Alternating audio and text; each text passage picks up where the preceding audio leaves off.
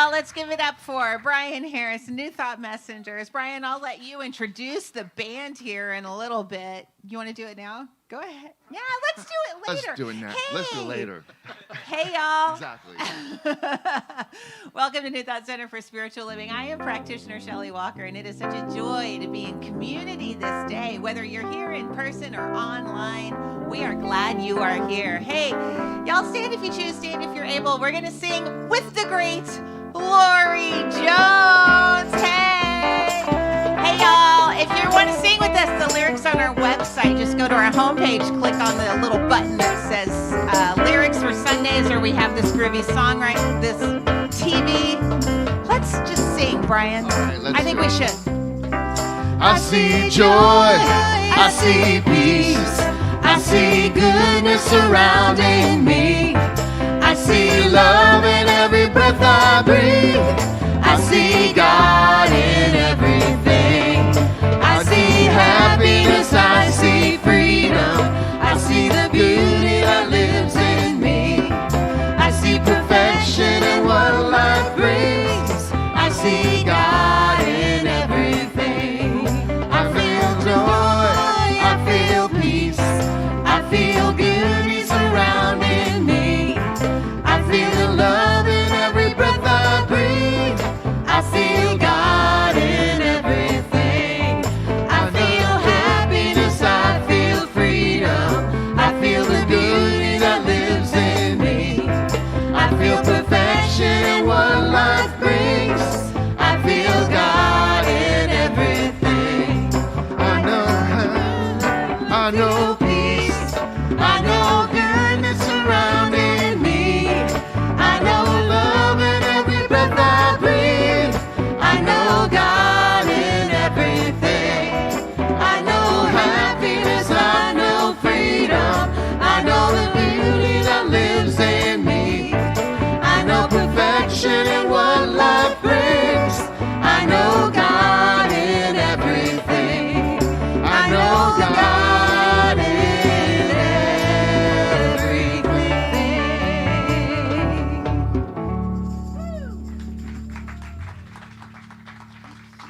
Oh, that was great. Thank you all so much for being here, and thank you all so much for watching at home. If you are on Facebook or YouTube, please, in the comments section, let us know from where you are watching so we can give a shout out to you. Like, share, and subscribe. We are so happy today to have with us Montgomery Jones. Lori Jones and Eric Montgomery are here.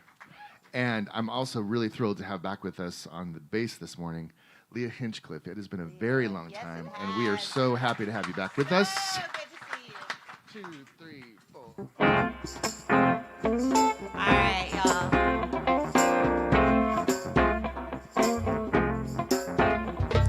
Think of your fellow man, lend him a helping hand, put a little love in your heart. If you see it's getting late, oh please don't hesitate, put a little love in your heart, and the world will be a better place, and the world will be a better place for you and me. You just wait and see. Put a little love in your heart. Put a little love in your heart. Another day goes by and still the children cry. Put a little love in your heart. If you want the world to know, we won't let hatred grow. Put a little love in your heart, and the world will be a better place, and the world will be a better place for you and me. You just wait and see. Oh, put a little love in your heart. Put a little love in your heart. Take a good look around, And if you're feeling down, put a little love in your heart. I hope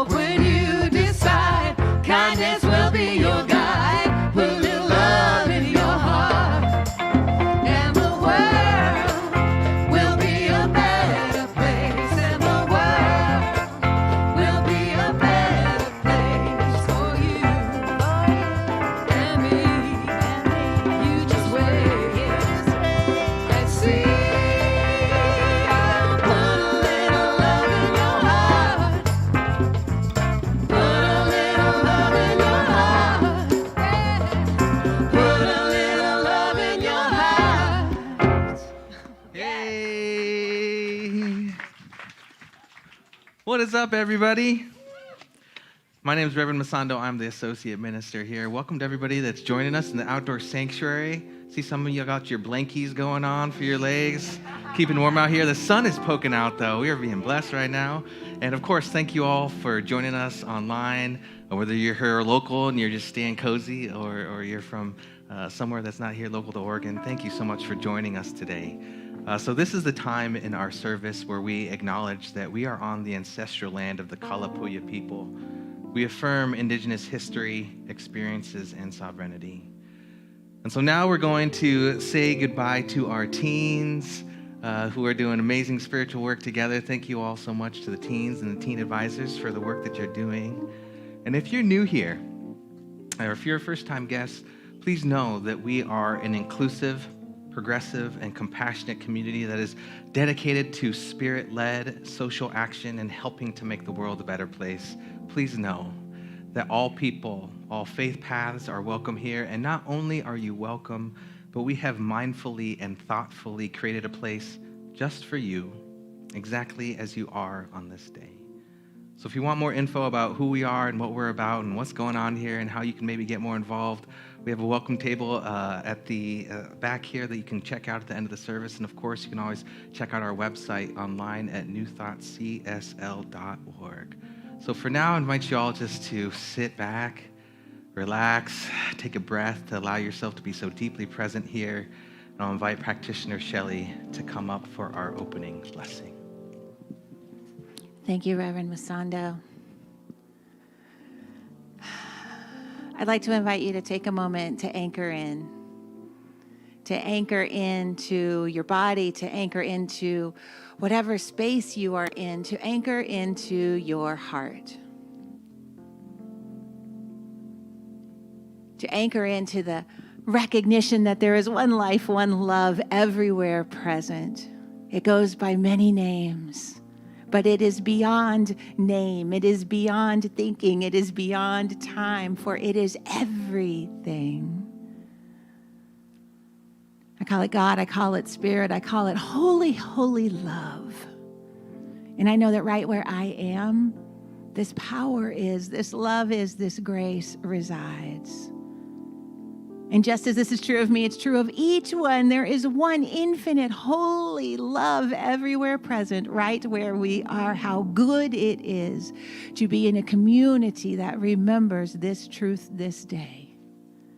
That this love that is the very essence of my being is the very essence of life on this planet, this holy and sacred planet. The ground on which we stand is holy, not because I say it is, but because love resides here. And so for the activity of this love, this grace, this day, I'm deeply grateful for a community that honors this love and the earth upon which it thrives. I am deeply grateful. And in all of it we rest. We let it be. Blessed, blessed be. And so it is. And so with this next breath, I invite you to anchor in even a little farther. We're going to have a time of spiritual practice. And we have a special treat today. We have two true climate justice ambassadors amongst us this day. And they are going to anchor us in to our bodies, anchor us into truth, anchor us into our place on this planet, wherever we are. Please welcome Montgomery Jones.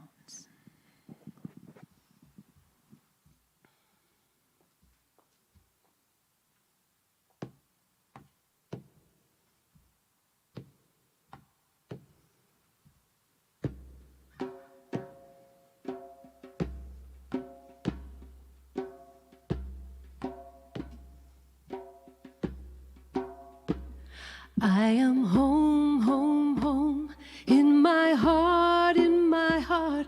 I am home, home, home, in my heart. I am home, home, home, in my heart, in my heart. I am home, home, home, in my heart. I am home, home, home, in my heart.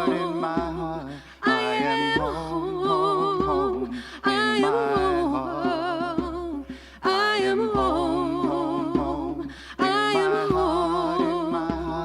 I am home. I am home.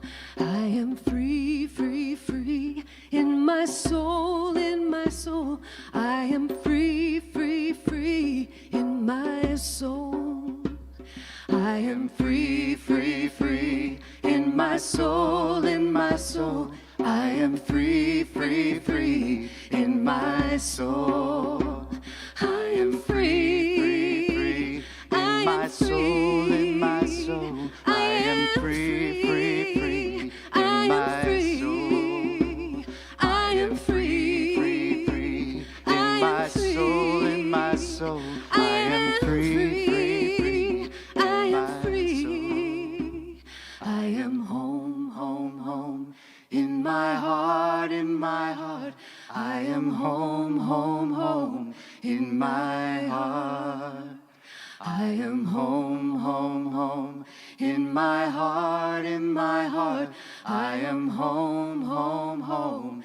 In my heart.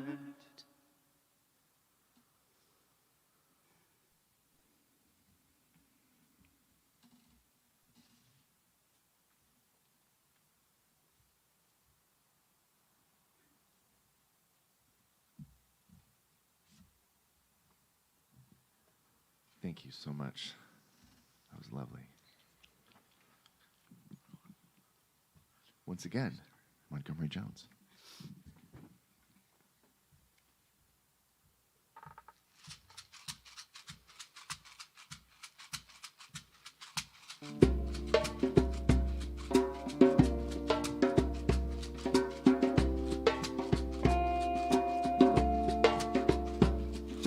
Conscious evolution, bring a revolution, show us a solution. Conscious evolution, bring a revolution, show us a solution. We breathe with the earth, we shine with the sun, we fly with the eagle, our hearts beat as one. We flow with the river, we sway with the tree. All our relations, all living things, one heartbeat, do we feel it? One pulsing rhythm inside and out.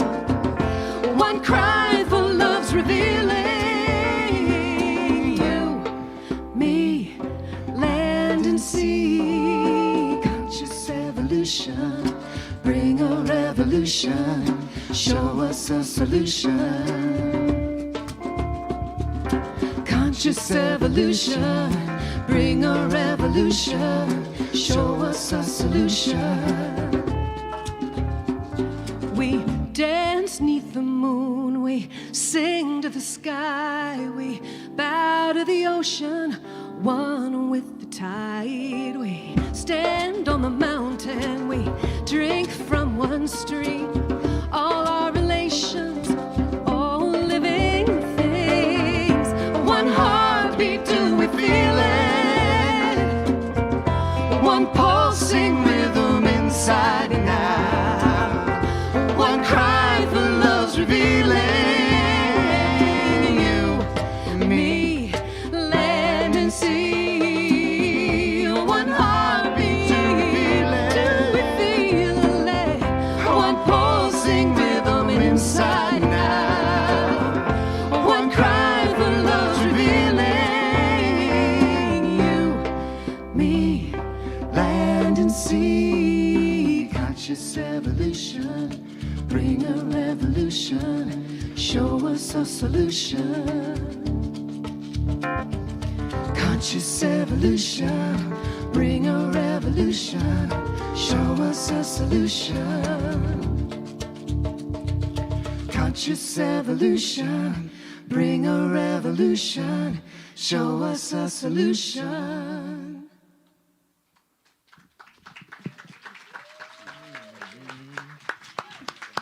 Montgomery Jones.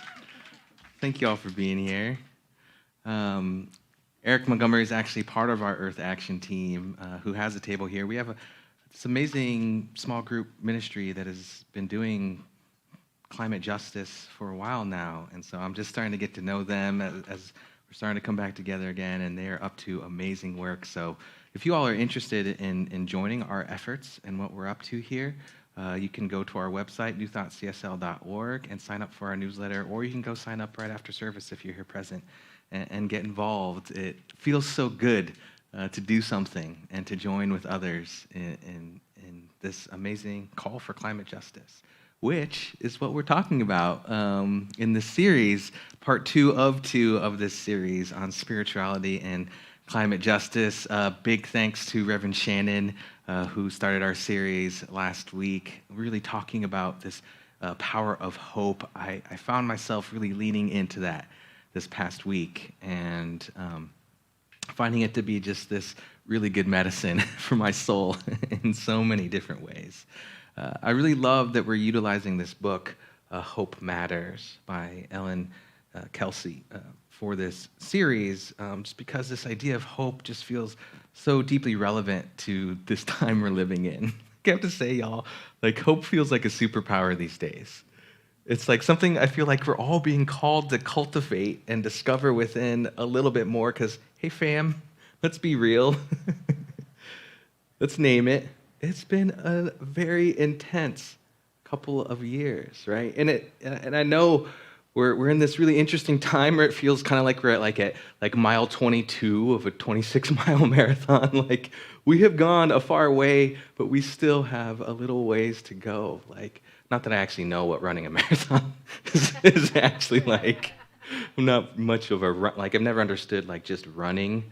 I played sports growing up, so I have to be like chasing a ball like a dog all the time. But I say that because like it's been an incredibly challenging time, y'all, and we still have a little ways to go. And as we approach this challenge, right, of climate justice, and any challenge, right, whether that challenge is personal or interpersonal or global, like at some point, if we want to become a part of the solution, right, if we want to meet our challenge or even greet, practitioner Helen Ohm introduced me to that idea that we can even like greet the challenges before us.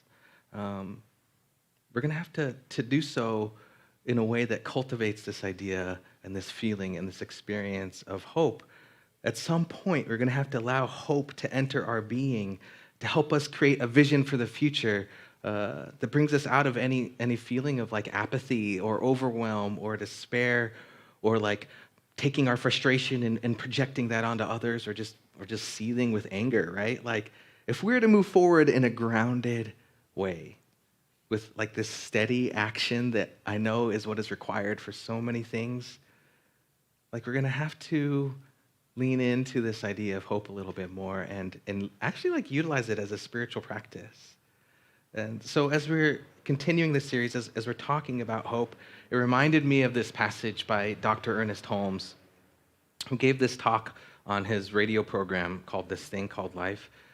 This particular passage was given in August of 1950. It was during the Korean War, a war that my grandfather actually served in. His words feel relevant now, just as relevant now as they did back then. So I want to read you a passage from that. He says, "The world is perhaps at the point of the greatest crisis in all human history, and there seem to be two attitudes that we can assume. One is calmness, faith, and conviction, and the other would be despair. And despair is unthinkable. Let each, in their own way, dedicate their time, their service, their hope, and their spiritual conviction to the common cause of liberty and justice for all. And let's work without tiring and pray without ceasing." And this is what he goes on to say. "We know that something alive with meaning is taking place. Something vibrant with hope is happening. Something latent with the possibility of the future is being conceived." I love that so much. Something alive with meaning, something vibrant with hope, something latent with possibility. I just want to just like bask in these words right now. And I invite us all to do that. Like I invite us all to really lean into like this latent hope, this possibility that is so available to us if we just allow it to enter into our being. Because if we can name the challenge that's in front of us without becoming overwhelmed by it, like through this power of hope, like I have no doubt we will meet our personal and collective challenges and then even come to see that these challenges can actually lead us to a better and brighter future, right?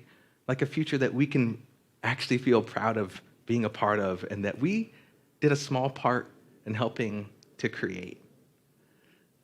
So Rebecca and I, my wife Rebecca and I, we attended the Parliament of World Religions a couple years ago. This is a conference that has been bringing together faith leaders from all around the world for like 100 years. It was one of my bucket list items, you know, and it was one of the most powerful events that I've ever been to. Now that I've gone once, I just want to go again and again and again, and they meet every 3 or 4 years. And what I noticed, like at this last conference, it was super interesting because one of the main themes and topics that was coming through almost every presentation I went to was this issue of climate change, right? And I also noticed there were like people that weren't part of the faith world that were there. There were scientists and climate scientists there and biologists. There were, there were a ton of representatives from the United Nations that were there giving presentations. There were also like authors and activists. Margaret Atwood was there, y'all, and Rebecca and I were just like, oh my God, there she is. And we kind of like stealth selfied her with her in the background. Like she doesn't know she's in a picture with us, but she totally is.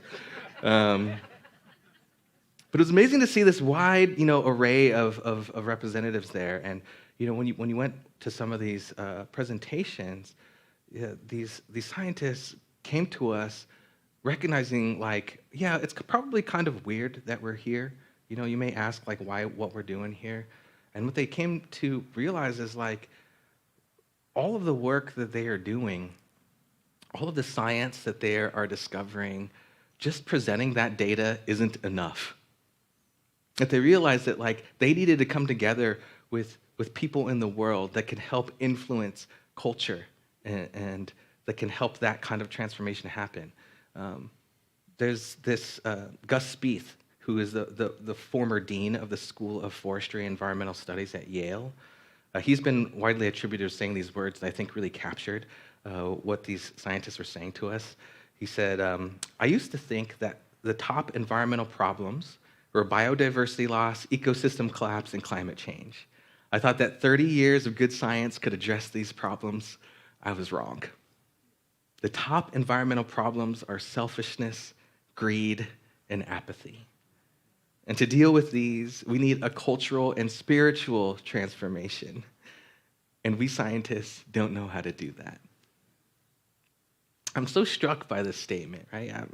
Just like I was struck by how all those United Nations representatives and climate scientists were there at the Parliament of World Religions, and like just calling out to the faith leaders, humbly like recognizing the limits to the scope of their work and how they were asking us to join them and to becoming that so that we all could play our little part in knowing what was really going to be needed for us to make this big leap that we're all, I think, being called to be a part of right now. The author, Ellen Kelsey, who wrote the book Hope Matters, she speaks to this phenomenon too, and how like scientific data, no matter how sound, isn't enough to shift our behavior.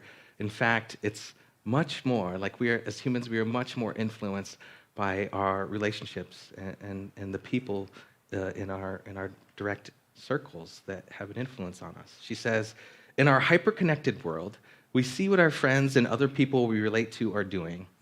And this is a powerful lever for environmental change. The beliefs of the groups we see ourselves as part of have more influence on what we do than the words of a scientific expert, no matter how well-informed.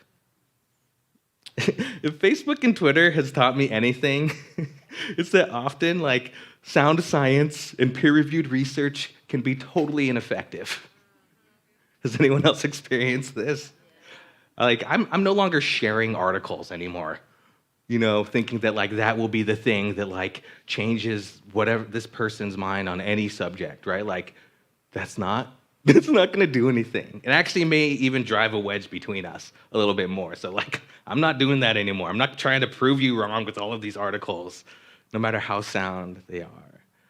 What I have found, though, where I have seen little changes, is if I like spend more time and more energy with empathy, with listening, with actually valuing this relationship, this Facebook relationship, enough to like spend a little bit more time having these conversations that actually foster tough conversations.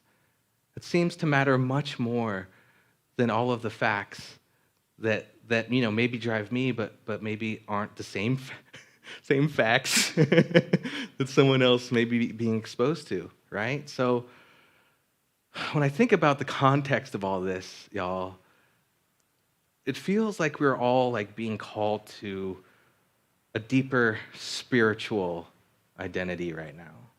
Like it's a calling for me into this deeper place of oneness, right? Which I know is this woo-woo thing, but it's real, right? And I feel like it's one of the things that is really guiding us right now. Like, and it's asking me to not just like say I believe in oneness, but to really live it out in a different way. Like, so if we really seek to discover this place within, like where the divine abides, and come to find that that same place exists within every person, within every plant and animal and living thing on this planet, and in fact, like in the planet itself, like if we take that seriously, if we take that this divine energy is a part of everyone and everything, like it's very natural. Like what comes after that very naturally is this care for this earth we're on, which is ultimately, let's be real, like a care for our future children and grandchildren and great-grandchildren,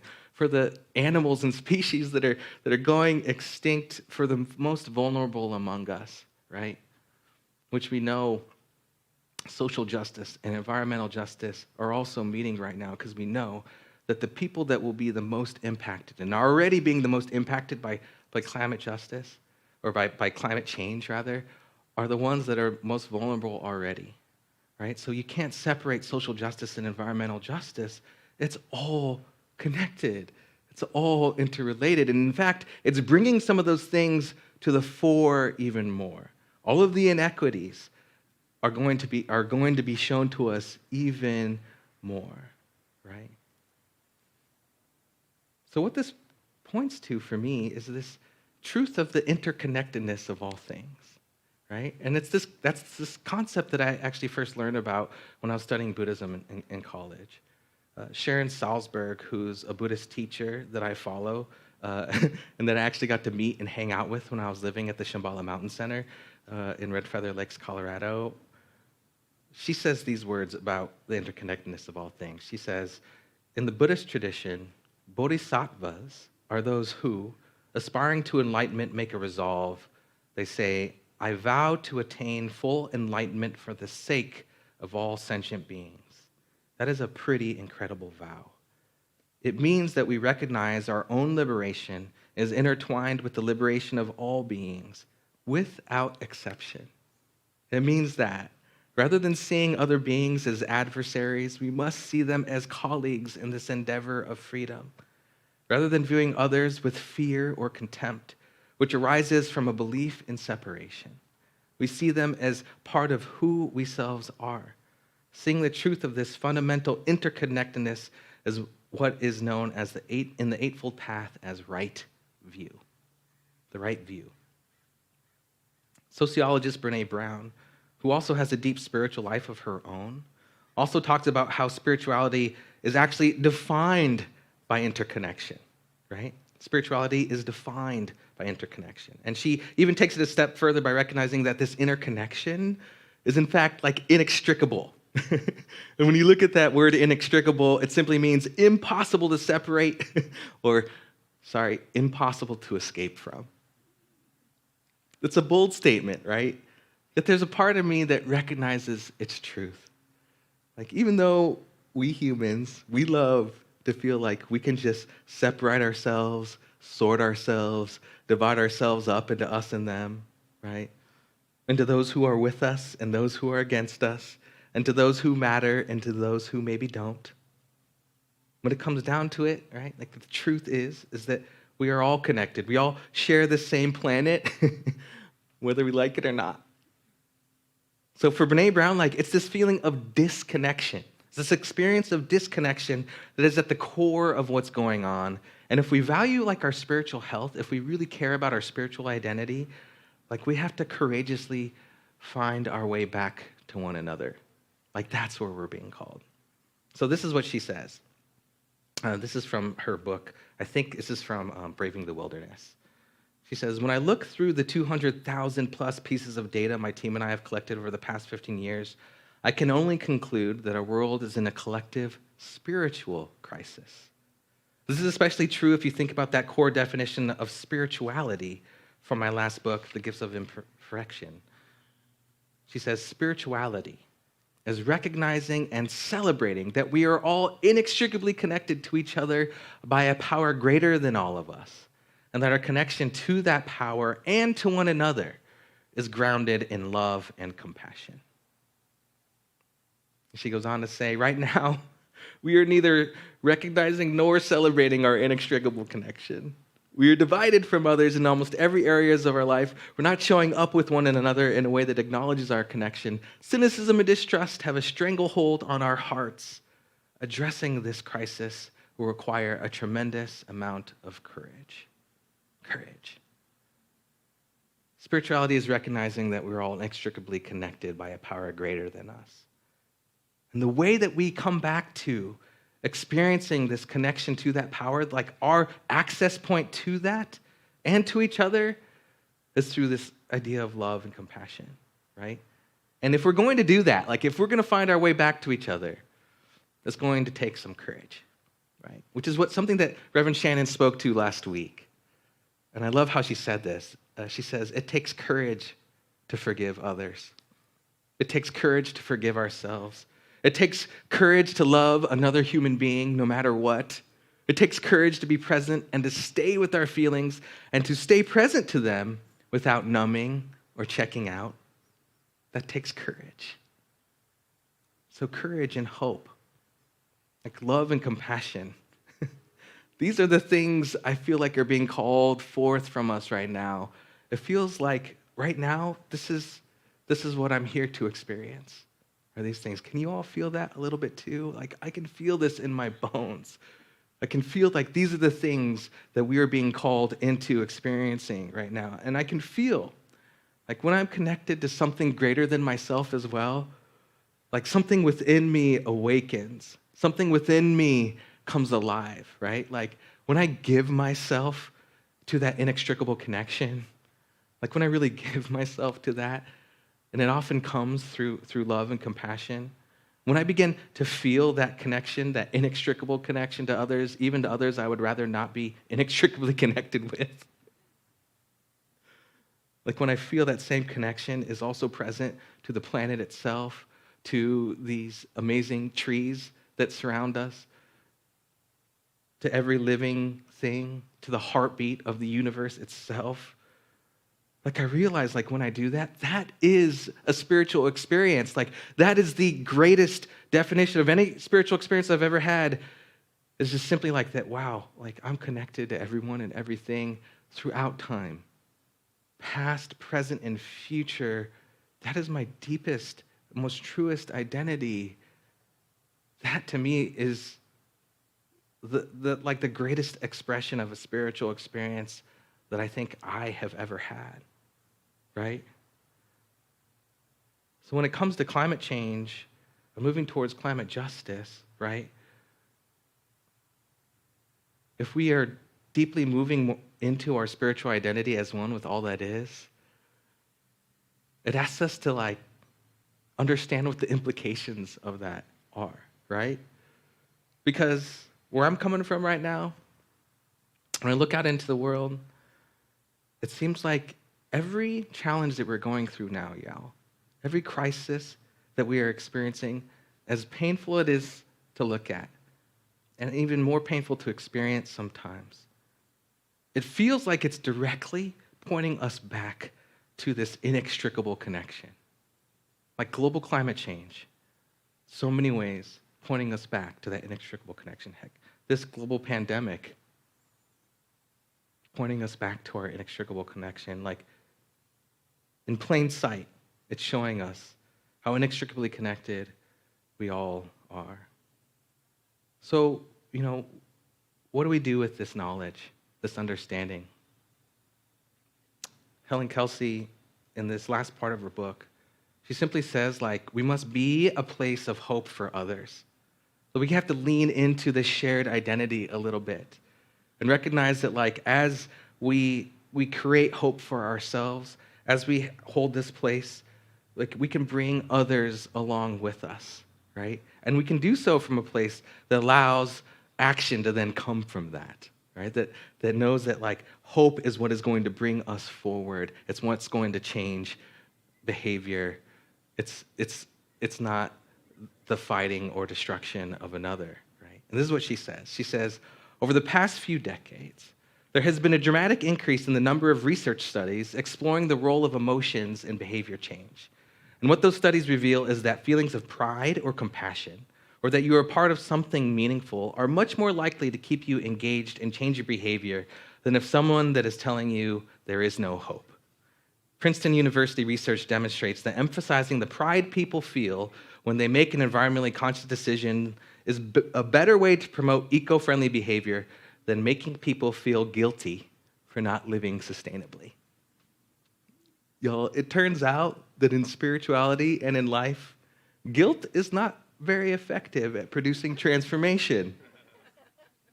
Perhaps some of us have a firsthand experience of that. But hope, compassion, love, creating relationships, especially with those who might not be a part of this climate justice movement in the same way we are, that's what creates change. It's just actual connection with others, which starts with the understanding that we're already connected anyways. And so really all it is, it's a call to live out that understanding, to live out that truth, to be a place and to be a person that believes so deeply in interconnection that we have the boldness and audacity to actually live it out in all of the ways that it's being called for us to live out. So friends, I truly believe we are being called to this very moment by the same power that unites us all, that lives within us, that reminds us that there are no enemies when it comes to this shared existence of living on this planet. There are no political parties. There are no battles that can be won if that battle is aimed at the destruction of another. Instead, we are being reminded that through this most interesting time we are living in, we are just being reminded of our shared identity, of our oneness, and our inextricable connection. It's through this kind of spiritual lens that these challenges become the very thing that lead us back home. Like that meditation song of saying, I am home, perhaps what is guiding us home right now, back to ourselves, back to each other, back to the one, is simply this recognition that hey, y'all, we're all in this together anyways. And perhaps some of our suffering is coming from the belief in something else or the belief in separation. And so maybe we can just come back to this inextricable connection and live our lives from that place. Perhaps, y'all, perhaps we've all prayed for this time. Perhaps the peace that was envisioned, perhaps the world that was envisioned in those movements in the 60s, perhaps all the aspirations we have to truly, truly create a world that works for everyone, perhaps that is all being manifested through these very challenges we're facing right here, right now. So we don't have to run away from them. We don't have to be scared of them.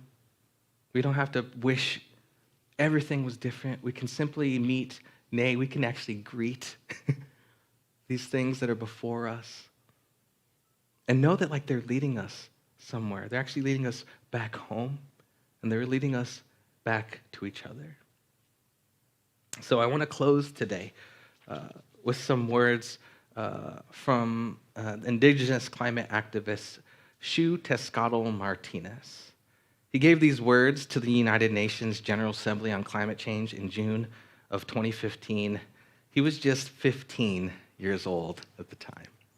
This is what he says. He says, "This life is a gift, and it is our responsibility to respect and protect that which gives us life. Every generation leaves a mark on this planet. We leave something behind to be remembered by.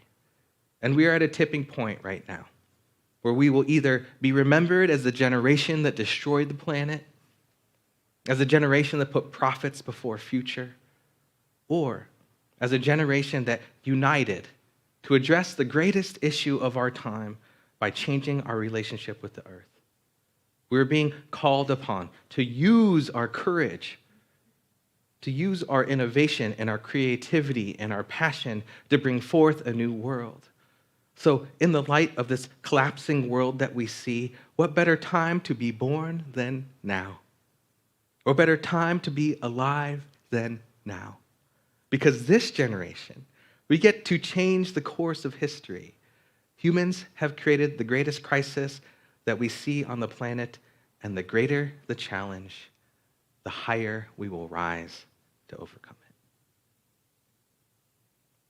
So let's ground all of this in some prayer and some contemplation.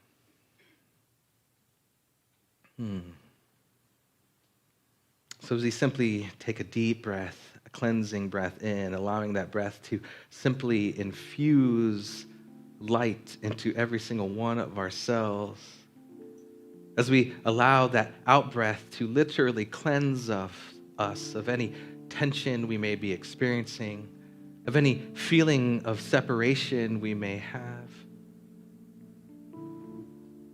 we come into this moment remembering that we, with this breath, are always at home. We are always being called back home to that one place, the same holy and sacred space within us that recognizes that we are inextricably connected to a power greater than us.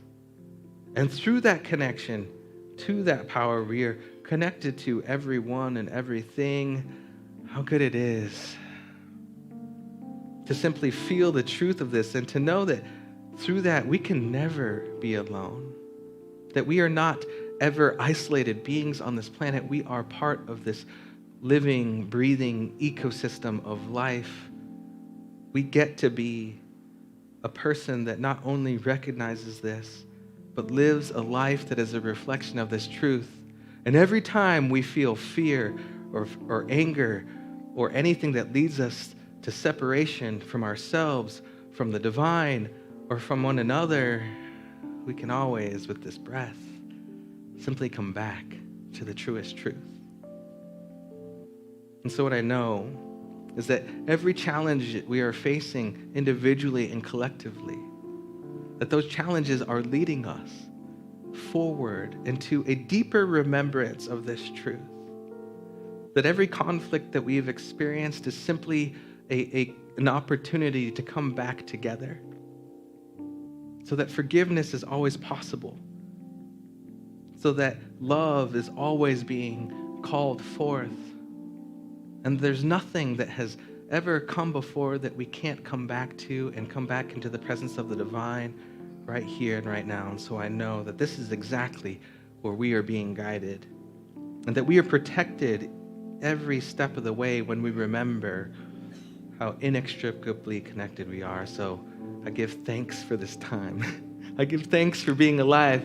I give thanks for all of the people I get to share this one life with, knowing that we too are all here on purpose and on time, and that our relationships to each other are what's most important. So I give myself over to those relationships as well. I give myself to this life that's continually seeking to make its way out into the world through love, through compassion, through courage, and through understanding. And so it's with that. We know that only more light and more love comes from this time. We know that the solutions and the guidance that we are being called to, that they happen with ease and with grace. And we know that this crisis is an opportunity, that we are being led back together, and how good it is to allow ourselves back into that place of the one. And so we just allow this all to be with a grateful heart, knowing that we are always all together. And so we just allow it to be, and we let it be so. And so it is.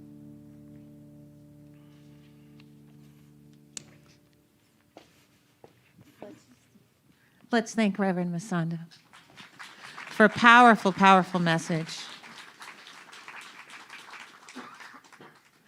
I was struck by many things you just shared, Reverend Masando, but one of them is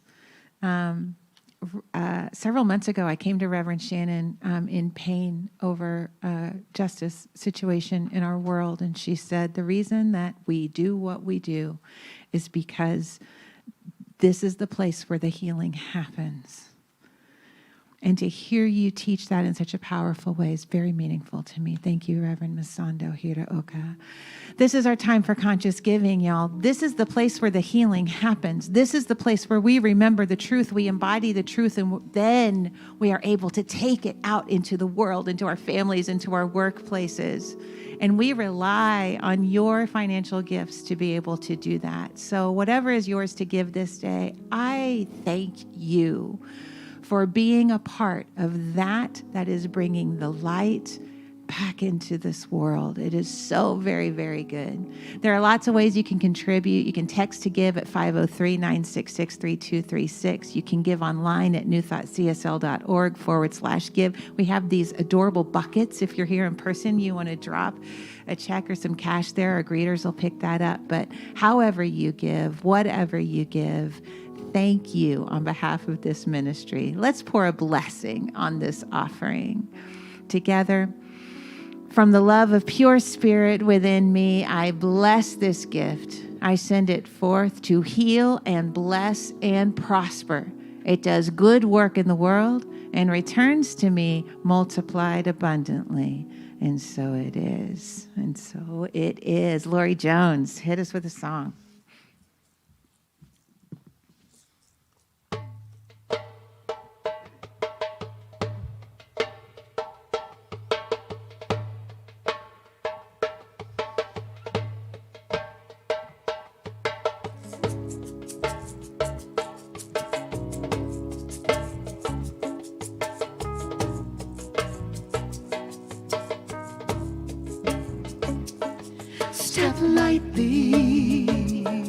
Step lightly.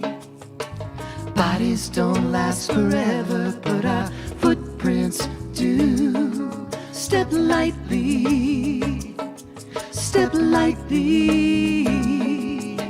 We're all renting space, and these vessels too.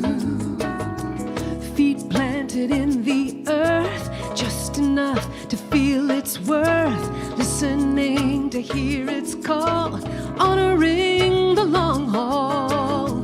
We leave more than ash and bone. We leave the future for our own. Walking in the here and now. Let us make this sacred vow to step lightly. Step lightly. Bodies don't last forever, but our footprints do. Step lightly, step lightly. We're all renting space, and these vessels too. Be awake or leave a wake of destruction. Let's disrupt this and make a choice while we still can. For the sacred land.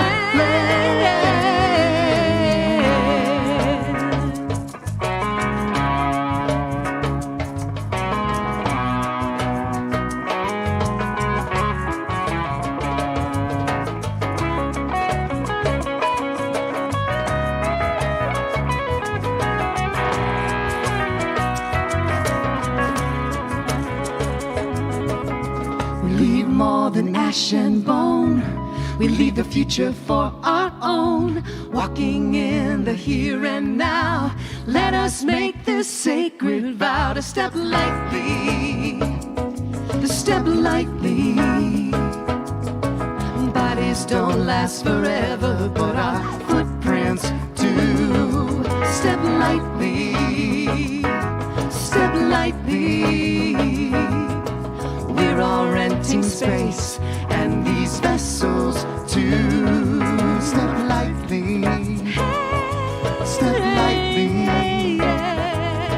Bodies don't last forever, but our footprints do. Step lightly, step lightly.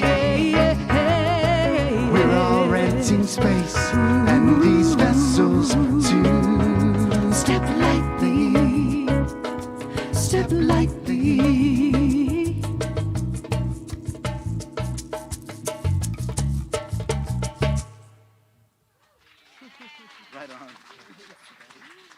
Lori Jones, did you write that song? Y'all, come on. So beautiful. For more information on their music, check out LoriJones.com. That's Lauri Jones.com. Anywhere else you want them to follow you right now? Oh, that's good. That's good. All right. All right. Check out LoriJones.com for some great stuff. Y'all have some great videos up there too. I love it. All right. I have a few announcements for you.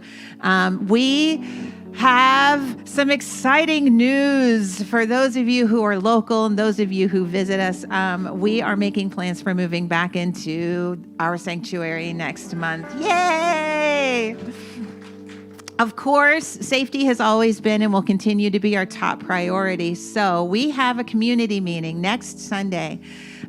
It's going to be both here in person and online. So everyone is invited to join in our community meeting. And this is very different from our business meeting. Our annual business meeting is where we talk about the business of the church. It's very presentation-y. This is a community meeting. This is where we all get to sit down as a community and talk about what life is going to look like moving forward. So we are doing all kinds of things to prepare for this move indoors, and we have some input we'd like to receive from y'all. So please come for the conversation, come for the community. We have so much to talk about, and it's going to be wonderful. For those of you who are here in person, there are little flyers in the buckets. If you want to take one, put it on your refrigerator.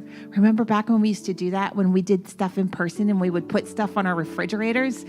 Well, we get to do that again. Or check out the website for the Zoom link wherever you are. Please join us. We're doing a lot to upgrade our sanctuary so that we can continue to provide a beautiful online experience and in-person experience. It's gonna be great. So please join us for our community meeting. That's October 24th from 1 to 2:30. The Zoom link is gonna be on our calendar.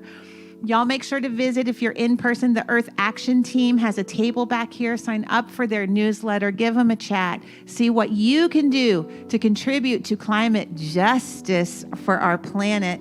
Also, back here, for those of you, this is for our local audience and congregation. At our welcome table, our teen group is doing a poinsettia. You can say it either way. I looked it up. Fundraiser right now to start raising funds for the next teen camp. So there's 2 different sizes, there's 2 different colors, and you will pick those up in person the first weekend in December. So make sure you get those ordered. Also, and this is very important, our next pickup day for our kits to support our refugees coming into our local area, our next pickup day where we're going to pick everything up and then drop it off is on October 23rd. So if you have signed up to provide a kit or a partial kit for our refugee program, please make sure that you have returned everything by the 22nd so we have what we need for that pickup on the 23rd. Also, there's still time. If you still want to contribute to that and you haven't signed up yet, there's still time. You can go ahead and sign up. Information's at the welcome table. We have to have everything back by the 22nd, right? To be delivered on the 23rd. So information on all of this is at the table and on our site, newthoughtscsl.org. Please check it out. Hey, welcome back, Sarah and Ben and the teens. I'm absolutely positive that y'all had a great time. Parents, you can pick up your children up in the children's pavilion up at the courtyard. Practitioners are available for prayer, y'all. If you have something on your heart, on your mind, something you want lifted up, something you want celebrated, something that you want anchored in, we have practitioners for that. So our practitioners right now are going to stand up and make their way to the back. And if you're online, go to our homepage, scroll down to where it says prayer. You can put in a prayer request. We will pray on it all week with you, for you, knowing the truth. It is so very good. Reverend Masando. Yes. So just want to acknowledge all the folks that are joining us online. We have folks from Colorado, California, Nevada, Germany, and all around Oregon. Please know Shelly and I will be near the info table at the back, so come say hey. We'd love to talk to you some more, especially if you're new. We'd love to meet you. So invite us to stand for our closing blessing as we go forth as these conduits of hope and love and light in the world. So as we say our closing words together, may you go in the light, as the light, and with the light until we meet again. May the longtime sun shine upon you, all love surrounds you, and the pure light within you guide you on your way. You are loved. We'll see you next time. I release and I let go. I let the spirit of my life, and my heart is open wide. Yes, I'm